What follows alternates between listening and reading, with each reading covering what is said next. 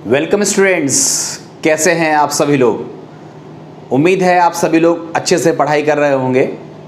Students, हम सभी लोग 11वीं क्लास में जिस टॉपिक को पढ़ रहे थे उसका नाम था रसायन की कुछ मूल अवधारणाएं। ये थोड़ा बड़ा टॉपिक इसलिए कर दिया क्योंकि ये सारी चीज़ें आपकी बहुत ही फंडामेंटल चीज़ है और आपको केमिस्ट्री में हमेशा काम आएगी, इसलिए मैंने आपको पूरे डिटेल के साथ इस टॉपिक को कवर किया है।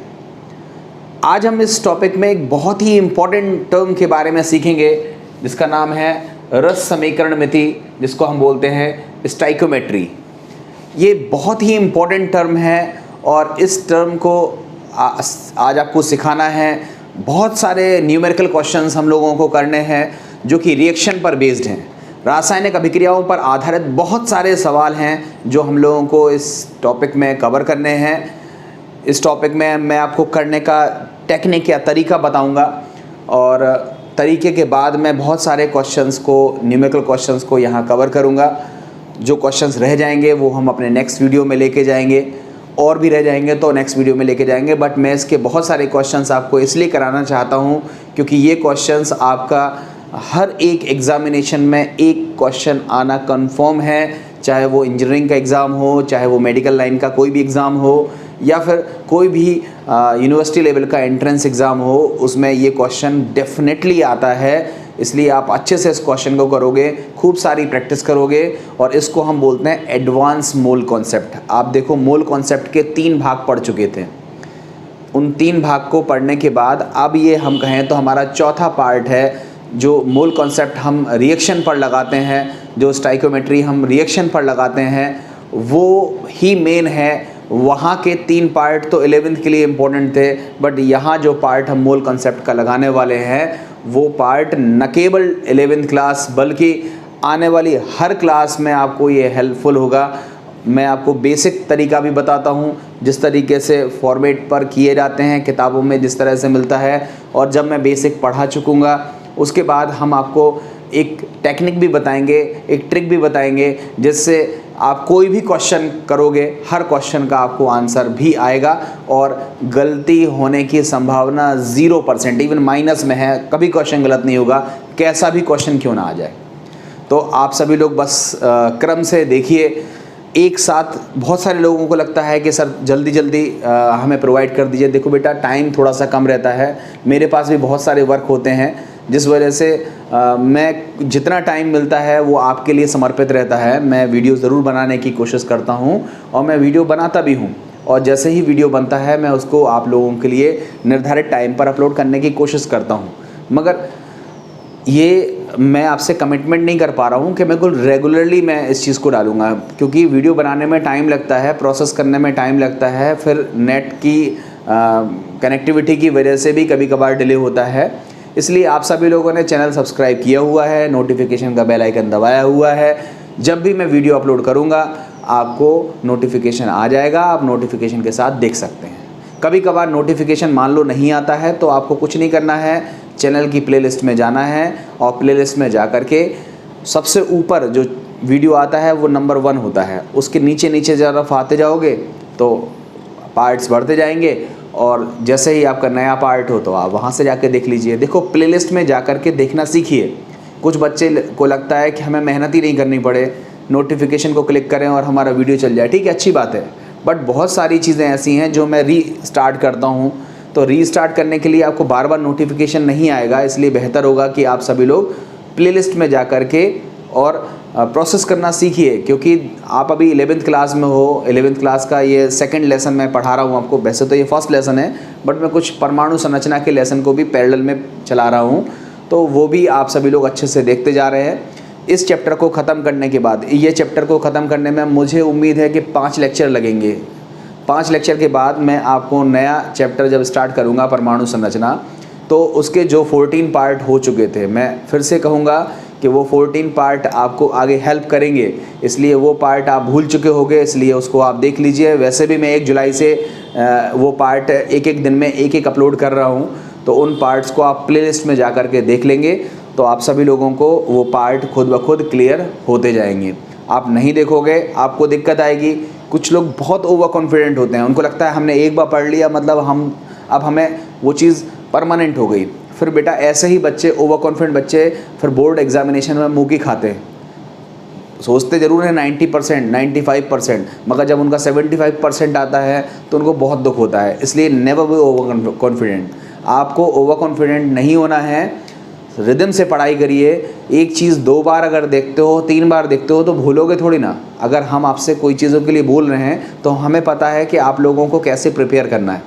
आप लोग अगर अपने मन से करना चाहते हो तो आप स्वतंत्र हो, फिर आपको मेरी स्ट्रैटेजी की ज़रूरत नहीं है, आप अपने हिसाब से कर सकते हो। और अदरवाइज़ अगर आप लगता है कि आप मेरे अनुसार चलना चाहोगे तो अगर आप मेरे अनुसार चलोगे तो मार्क्स भी बहुत अच्छे आते हैं।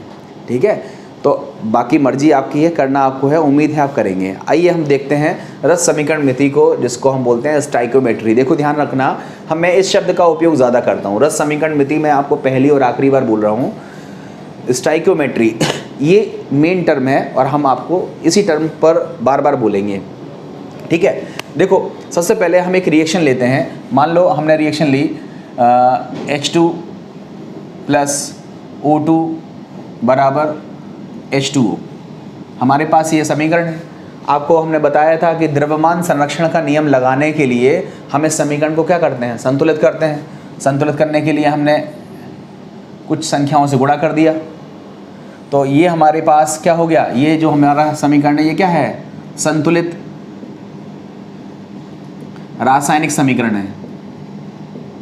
संतुलित रासायनिक समीकरण है। और इस संतुलित रासायनिक समीकरण में जो संख्याएं लिखी हैं अभिकारकों के आगे, जैसे कहीं नहीं लिखा है उसका मतलब 1 है, तो ये जो संख्याएं हैं इसको हम बोलते हैं स्टाइकोमेट्रिक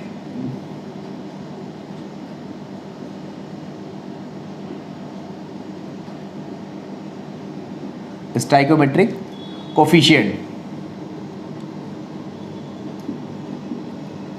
जिसको अब हम शॉर्ट में SC लिखेंगे। इसको बोलते हैं स्टाइकोमेट्रिक कोफिशिएंट।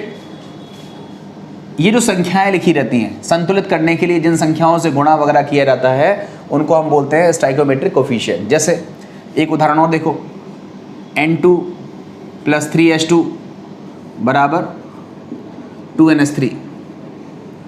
तो हम देखें तो N के आगे 1 लिखा है, H2 के आगे 3 लिखा है, NH3 के आगे 3 लिखा है, तो ये तीनों चीज़ें हमारी मिला करके क्या नाम से जानी जाएंगी, स्टाइकोमेट्रिक कोफिशिएंट। कर लोगे? एक उदाहरण और देखो, 2A प्लस 1/2B बराबर 2,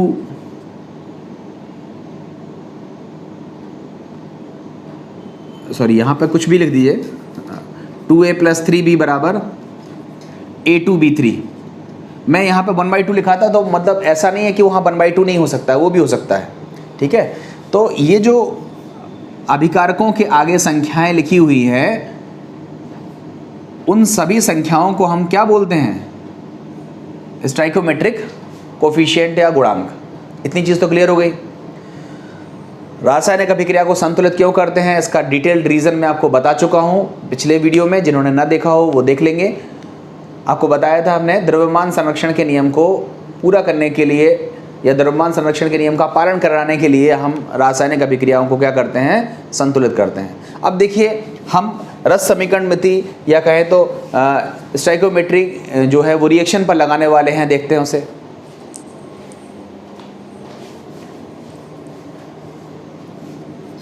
देखो हमने एक समीकरण लिया, बहुत सिंपल सा इक्वेशन है, उस समीकरण को हम पूरी तरह से लिखना सिखा रहे हैं, आप ध्यान से सीखिएगा। हमने कहा N2 3H2 बराबर 2NH3।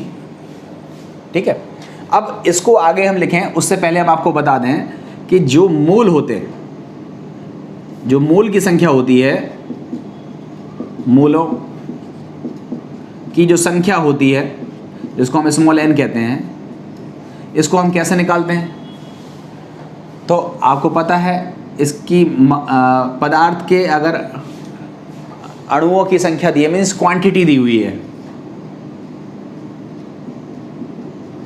तो उसमें हम एवोगैड्रो संख्या से भाग दे देते हैं, इस तरीके से मोल निकल आते हैं, ठीक है। या फिर अगर हमको ग्राम में मात्रा दी है तो हम उसमें अणु भार से भाग दे देते हैं, तो भी मोल निकल आते हैं। या फिर हमें आयतन दिया है तो हम उसमें 22/4 लीटर से भाग दे देते हैं। यह आयतन किस में होना चाहिए? लीटर में होना चाहिए। तो इन तीनों सूत्रों की सहायता से हम मोलों की संख्या निकाल लेते हैं, ठीक है। तो खुद से देखो, ये आपको पता है, ये मैं आपको मोल कॉन्सेप्ट के पार्ट 1, 2 और 3 में डिटेल में डिस्कस कर चुका हूं, न्यूमेरिकल क्वेश्चन के साथ साथ इन तीनों पार्ट पर, ठीक है। तो अब देखो, ये चीज़ आपने सीखी हुई है। अब इस रिएक्शन को हम यहाँ लगा रहे हैं, रिएक्शन की स्टाइकोमेट्री लिख रहे हैं। तो सबसे पहले देखो, हम इस रिएक्शन को क्या बोल सकते हैं कि 1 मॉलिक्यूल, या कहें तो वह एक अणु, हम मॉलिक्यूल लिख रहे हैं एक अणु नाइट्रोजन का 3 अणु हाइड्रोजन से अभिक्रिया करके 2 अणु क्या बनाता है? अमोनिया बनाता है, ठीक है। अगर हम इसी को एवोगाड्रो के टर्म में लिखें तो हम क्या लिखेंगे? Na मतलब एवोगाड्रो नंबर, ठीक है। एवोगाड्रो नंबर के बराबर अणु किसके? नाइट्रोजन के। देखो नाइट्रोजन लिखा हूं तो इसका मतलब इसके नीचे नाइट्रोजन की बात हो रही है। यहां पर अगर हम क्या बोले, एक अणु नाइट्रोजन का 3 अणु हाइड्रोजन से क्रिया करके 2 अणु अमोनिया का बनाता है, तो हम क्या बोलेंगे? Na अणु मतलब एवोगाड्रो संख्या के बराबर अणु। और एवोगाड्रो संख्या कितनी होती है ये आपको बताया जा चुका है, 6.022 × 10⁻23। ये कहलाती है क्या? एवोगाड्रो संख्या। तो Na अणु नाइट्रोजन के 3 Na अणु हाइड्रोजन से रिएक्शन करते हैं और 2 Na अणु अमोनिया के बनाते हैं। कोई दिक्कत तो नहीं है इसमें। अब आप बताओ, अणुओं की संख्या अगर Na है तो मोल कितने होंगे? तो आप कहोगे अणुओं की संख्या बटे एवोगाड्रो संख्या। तो अगर हम इसकी जगह Na अणु ना लिख करके हम क्या लिखते हैं? 1 मोल नाइट्रोजन, इसमें भी भाग देंगे तो क्या हो जाएगा? 3 मोल हाइड्रोजन से क्रिया करके 2 मोल अमोनिया के बनाता है। तो यही वो मेन चीज़ है जिसको आपको बोलना है। मतलब इस रिएक्शन को बोलने का तरीका क्या होगा? 1 mole of nitrogen react with 3 moles of hydrogen gives 2 moles of ammonia. Clear है?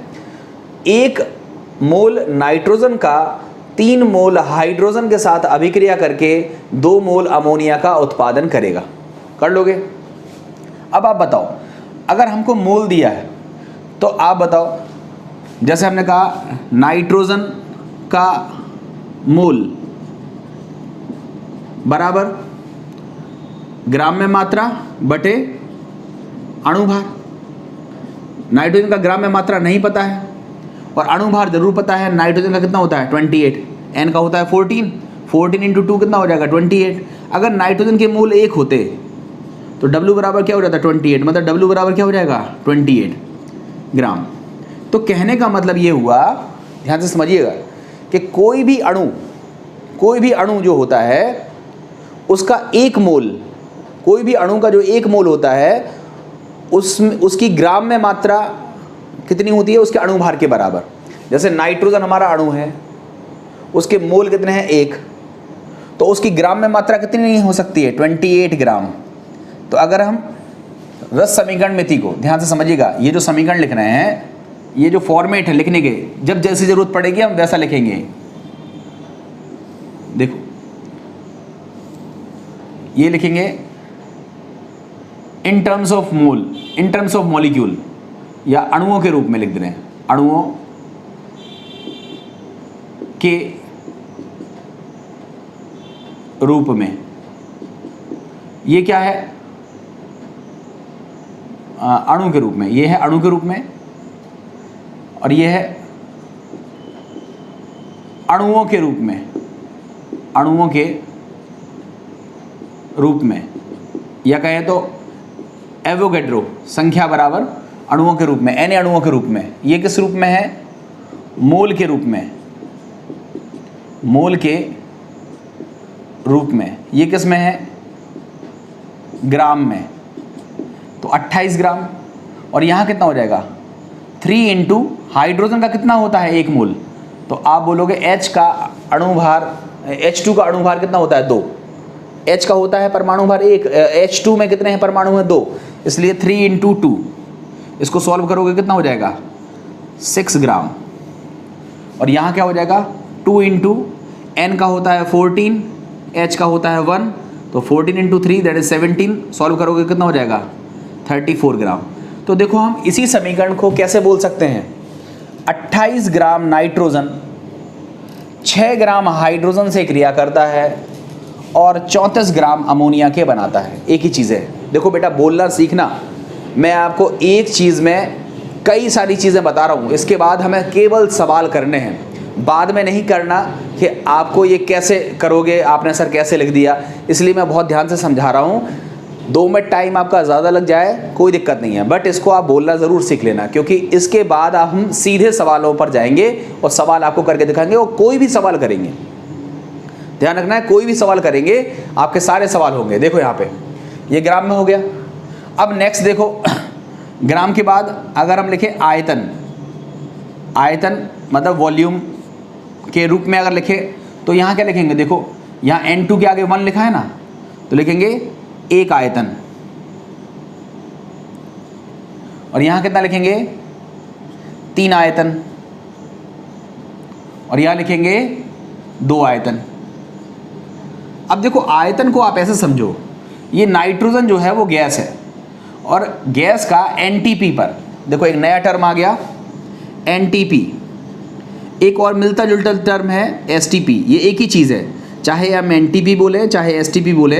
इसका नाम होता है नेचुरल टेम्परेचर एंड प्रेशर, सामान्य ताप एवं दाब। और इसका नाम होता है स्टैंडर्ड टेम्परेचर एंड प्रेशर, ठीक है, मानक ताप एवं दाब। ठीक है, इसका नाम होता है सामान्य ताप एवं दाब, और इसका नाम होता है मानक ताप एवं दाब।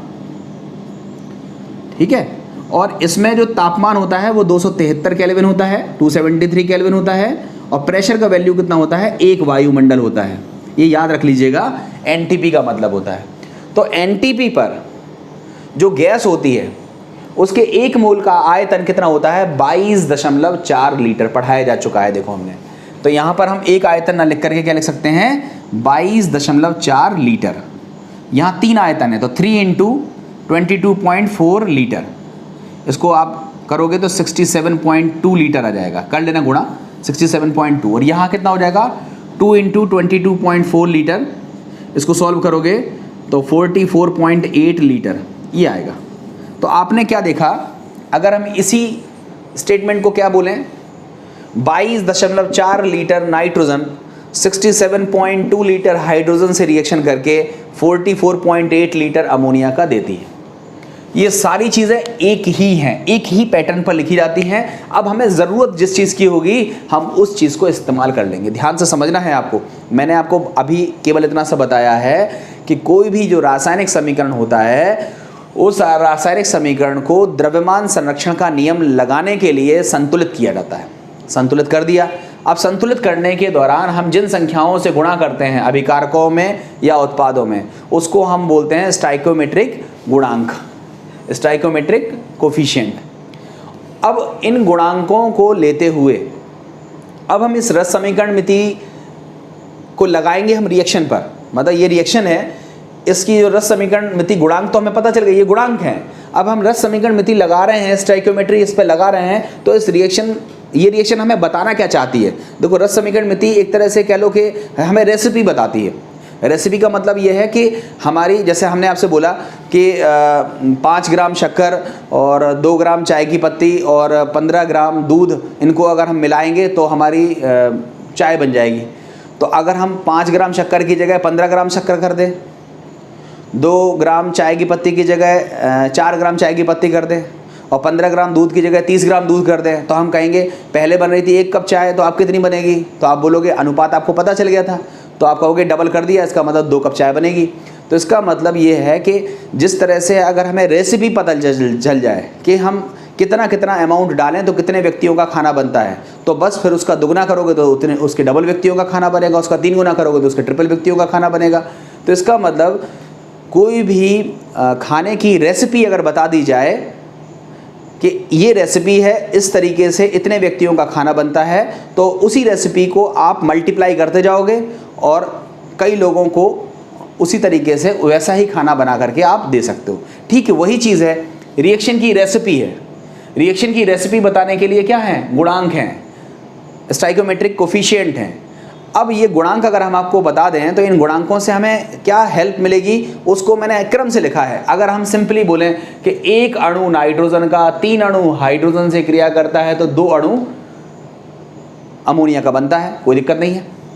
अब आप बताओ, अगर हम कहें कि 1 अणु तो बहुत छोटा होता है, आपको पता है molecule is a very tiny particle, बहुत छोटा पार्टिकल होता है, उसकी स्टडी कर पाना पॉसिबल नहीं है, इसलिए हम एक नया टर्म लेते हैं मोल, क्योंकि उस मोल में बहुत सारे अणु होते हैं। तो हमने इस पूरे में गुणा किससे कर दिया? Na से। तो हम क्या कर रहे हैं, 1 अणु की जगह Na मॉलिक्यूल, Na क्या है? एवोगाड्रो नंबर के बराबर अगर अणु ले रहे हैं नाइट्रोजन के, तो 3 गुणे एवोगाड्रो संख्या के बराबर अणु लेंगे हाइड्रोजन के, तो हमको 2Na मोल मिलेंगे, 2Na अणु मिलेंगे या मॉलिक्यूल मिलेंगे किसके? अमोनिया के। अब अणुओं को मोल में कन्वर्ट कैसे करते हैं, ये सूत्र हमने लिखा है। अणुओं की संख्या, क्वांटिटी मतलब अणुओं की संख्या बटे एवोगाड्रो संख्या, डिवाइड किया तो कितना हो गया? 1 मोल, 3 मोल, 2 मोल। आप सीधा इसको बोल सकते थे, ये मान लो हमने नहीं लिखा होता तो इसका सीधा सा मतलब क्या था? 1 मोल नाइट्रोजन 3 मोल हाइड्रोजन से रिएक्शन करके 2 मोल अमोनिया के बनाता है। हम इसी रूप में बोलेंगे, ऊपर वाले का उपयोग नहीं करेंगे, यहाँ से स्टार्ट करेंगे कि 1 मोल नाइट्रोजन 3 मोल हाइड्रोजन से रिएक्शन करके 2 मोल अमोनिया बनाता है। अब मोल को आप ग्राम में बदल सकते हो। किसी अणु के 1 मोल में, किसी अणु के 1 मोल में उसके अणु भार के बराबर ग्राम होते हैं। ठीक है, तो नाइट्रोजन का 1 मोल मतलब उसका अणु भार 28, हाइड्रोजन का 1 मोल मतलब उसका अणु भार 2। अब चूंकि आगे 3 लगा है इसलिए 3 से गुणा कर दिया, 6 ग्राम हो गया। अमोनिया का मोल में ग्राम में कितने होंगे? तो अमोनिया का अणु भार कितना होता है? 17, तो इसमें आगे 2 लगा हुआ है इसलिए 34 ग्राम कर दिया। तो अब इसको हम कैसे बोल सकते हैं? 28 ग्राम नाइट्रोजन 6 ग्राम हाइड्रोजन से रिएक्शन करती है तो 34 ग्राम अमोनिया के निर्माण करती है। अगर हम इसको आयतन में बदलना चाहें तो 1 आयतन, 3 आयतन, 2 आयतन ऐसे लिख सकते हो। जनरली इस तरह से हमारे लिखने का बहुत ज़्यादा मतलब नहीं है, हमें लीटर वगैरह में कैलकुलेट करना पड़ता है। तो आप याद रखिए 1 मोल गैस का NTP पर जो आयतन होता है वो 22.4 होता है, 1 मोल का आयतन। तो 3 मोल का आयतन कितना हो जाएगा? 3 गुणा 22.4। 2 मोल का आयतन कितना हो जाएगा? 2 गुणा 22.4, तो 44.8 लीटर हो जाएगा। तो इस तरह से हम रिएक्शन पर स्टाइकोमेट्री लगाते हैं। अब कब, कैसे, कौन सी लगानी है, ये हम आपको सवाल कराते हैं, तो सवालों पर लगा करके क्वेश्चन करके दिखाते हैं। सारे क्वेश्चन एक जैसे तरीके पर हैं, सभी क्वेश्चंस को एक जैसे फॉर्मेट पर सीखना है। देखो पहले हम ट्रेडिशनल मेथड सीख रहे हैं, जो मेथड आपको किताब में लगा हुआ मिलेगा, ट्रेडिशनल मेथड। हम ट्रिक पर सॉल्व नहीं कर रहे हैं, ट्रिक पर सॉल्व हम ट्रेडिशनल मेथड के बाद सॉल्व करेंगे, जिससे आपको क्वेश्चन आने लगेंगे। तो आइए देखते हैं ट्रेडिशनल मेथड पर क्वेश्चन नंबर 1। देखो ये है हमारा क्वेश्चन। निम्नलिखित समीकरण में, देखो समीकरण आपको दिया हुआ है, अभी आपको समीकरण दिए हुए हैं। अभी हम बहुत सारे क्वेश्चन करेंगे जब आपको समीकरण दिए नहीं जाएंगे, आपको समीकरण याद होने चाहिए। और दूसरी चीज़, समीकरणों पर आधारित अगर आपको क्वेश्चन सॉल्व करने हैं, मतलब स्टाइकोमेट्री पर आधारित क्वेश्चन अगर आपको सॉल्व करने हैं, तो आपको संतुलित समीकरण पता होना चाहिए। तो आप सभी लोग काम ये करिएगा कि इस क्वेश्चन को करने से पहले आप एक पेज खाली छोड़ दीजिएगा, एक पेज खाली छोड़ दीजिएगा और अगले पेज से क्वेश्चन करिएगा। उस पेज में आप हेडिंग लिख दीजिएगा महत्वपूर्ण रासायनिक अभिक्रियाएं, और जितने भी क्वेश्चन मैं कर रहा हूं उनके समीकरण को केवल लिखिएगा और इन समीकरणों को याद करने की कोशिश करिएगा कि ये समीकरण आपको याद हो जाए, क्योंकि आने वाले सवालों में यही सवाल दिया रहेगा मगर समीकरण नहीं दिया रहेगा। तो समीकरण आपको याद नहीं होगा तो फिर आप सवाल सॉल्व नहीं कर पाओगे। तो समीकरण आपको याद करना होगा। समीकरण इनऑर्गेनिक केमिस्ट्री अभी मैं आगे पढ़ाऊंगा तो बहुत सारे समीकरण सिखाऊंगा, बट जब सिखाऊंगा तब सिखाऊंगा, अभी तो आपको सवाल सॉल्व करने हैं ना। तो सवाल सॉल्व करने के लिए जितने भी महत्वपूर्ण समीकरण हैं उन सभी को मैं लेते हुए सवाल सॉल्व करूंगा। आप केवल उस प्लेन पेज पर उन समीकरणों को लिख लीजिए जिन पर सवाल सॉल्व भी नहीं करूँगा, मगर सवाल उन समीकरणों पर अगर आते हैं वेरियस कंपटीशन में तो वो समीकरण भी मैं आपको इम्पॉर्टेंट क्वेश्चन लिखवा दूंगा, फिर आप उस समीकरण को फटाफट याद कर लीजिएगा। ठीक है, तो आप इस समीकरण को लिख लीजिएगा उस प्लेन पेज पर और क्वेश्चन लिखिएगा अगले पेज पर। क्वेश्चन देखो क्या है, निम्नलिखित समीकरण में यदि KClO3, इसका नाम होता है पोटेशियम क्लोरेट, इसका नाम अगर नहीं पता हो तो यहाँ साइड से लिख दे रहा हूँ मैं, KClO3, इसको हम क्या नाम बोलते हैं, पोटेशियम क्लोरेट।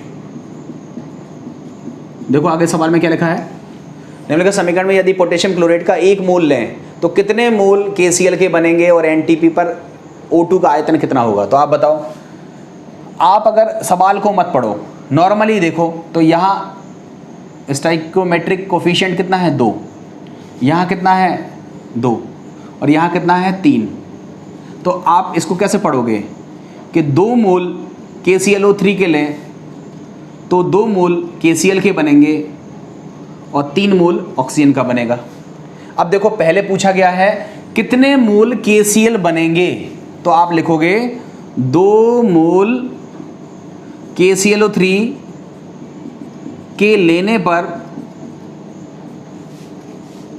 प्राप्त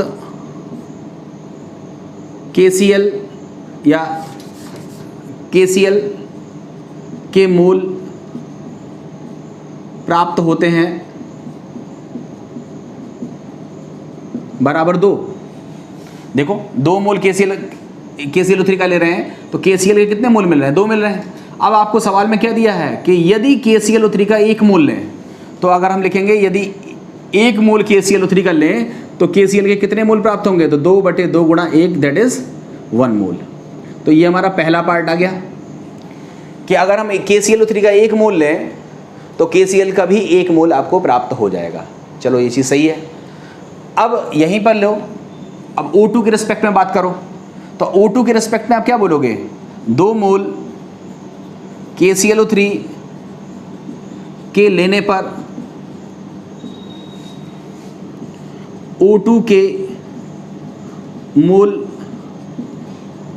प्राप्त होते हैं बराबर 3 मोल। देखो अगर हम 2 मोल लेंगे तो O2 के कितने मोल मिल रहे हैं, 3 मोल।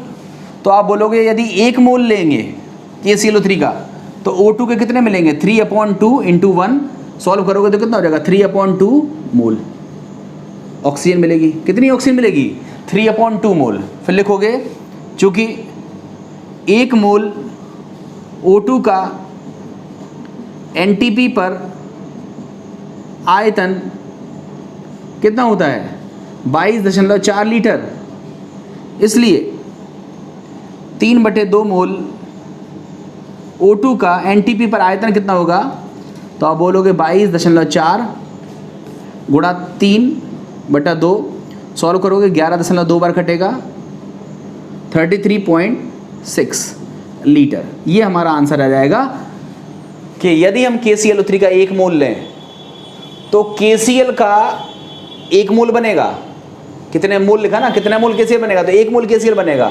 और NTP पर O2 का आयतन कितना बनेगा, तो NTP पर O2 बनेगी 3/2 मोल, मगर मोल नहीं पूछा है हमसे, आयतन पूछा है। तो आयतन को हमने 22.4 का गुणा कर दिया मोल में, तो 33.6 लीटर O2 गैस बनेगी। तो इस तरह से ये क्वेश्चन आपको करना था। देखो मैंने आपको फिर बताया ये बेस मेथड है, ऐसे मेथड से आप जितनी किताबें पढ़ोगे सभी में इसी तरह से सवाल क्वेश्चन सॉल्व दिए रहेंगे। हम आपको ट्रिक बताएंगे बट सवालों को लगाने के बाद। जैसे हम आपसे पूछें, एक नॉर्मल सी चीज़ पूछें कि सबसे पहले आप जब छोटे थे तो आपको टेबल याद करनी सिखाई गई थी, कराई गई थी ना। हम आपसे पूछते थे बताओ बेटा 5 की टेबल बताओ, तो आप बोलते हो 5 1 5, 5 2 10, ऐसा बोलते ना। तो इस आप क्या करते हो, 5 की टेबल बोलते हो। तो आपको बचपन में टेबल को क्या कर दिया था, याद करा दिया था, आपने याद कर लिया था। मगर जब आप थोड़े बड़े हुए तो आपको क्या सिखाया गया कि किसी भी संख्या की अगर आपको टेबल बोलनी हो तो उतनी चीज़ों को जोड़ते जाओ। जैसे हम 5 की टेबल बोलेंगे तो 5 पहले लिख दो, 5 1 5, फिर 5 2 से करना होता तो क्या करते हैं, 5 को एक बार और जोड़ देते हैं। तो जोड़ना आपको कब सिखाया गया, थोड़ा बाद में सिखाया गया। जब आप जोड़ना सीख गए तो अब हम आपसे पूछें चलो बताओ 84 की टेबल बताओ, तो आप कहोगे ठीक है हम लिख दे रहे हैं और फिर पढ़ के बता देंगे। तो आपको 84 की टेबल याद नहीं है बट आपको टेक्निक पता है तो आप 84 की टेबल बता ले जा रहे हो। सेम चीज़ ये यहाँ पर है कि पहले आप बेस मेथड सीखने की कोशिश करिए, ट्रिक पर मत जाइए, क्योंकि ये बेस मेथड आप सीखोगे तो आप कोई भी किताब को पढ़ोगे तो आपको किताब समझ में आएगी, ट्रिक हम इसके बाद बता देंगे तो ट्रिक वाले सवाल आप पर हो जाएंगे। तो ये एक क्वेश्चन था केवल इंटरेस्ट के लिए। अब हम अगले वीडियो में केवल क्वेश्चन ही क्वेश्चन करेंगे और बहुत सारे क्वेश्चंस करने के बाद फिर उसके बाद आपको बताएंगे कि किस तरह से हम ट्रिक के आधार पर भी क्वेश्चनों को सॉल्व कर सकते हैं। तो उम्मीद है आप सभी लोगों को ये वीडियो पसंद आया होगा। अपने दोस्तों तक इसको ज़्यादा से ज़्यादा शेयर कीजिए, लाइक कमेंट कीजिए और अगर आपने अभी तक सब्सक्राइब नहीं किया है तो फटाफट चैनल को सब्सक्राइब कर लीजिए और बेल आइकन प्रेस कर दीजिए जिससे आपको नोटिफिकेशन टाइम पे मिलता रहे। जो बच्चे केवल सब्सक्राइब ही करना चाहते हैं, नोटिफिकेशन नहीं चाहते हैं, तो वो बेल आइकन को प्रेस ना करें, ठीक है। तो ये चीज़ें आपके जानकारी के लिए थी। उम्मीद है आप सभी लोगों को ये वीडियो पसंद आया होगा। Thank you very much.